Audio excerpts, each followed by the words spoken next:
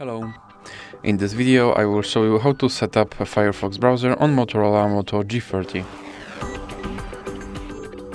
So you have to start by opening your Google Play Store, then click on search bar and type in Firefox and click search, and now click install.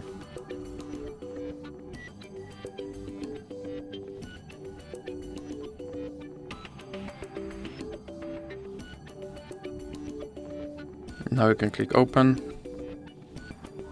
and here you can set this browser as your default browser, or you can click not now.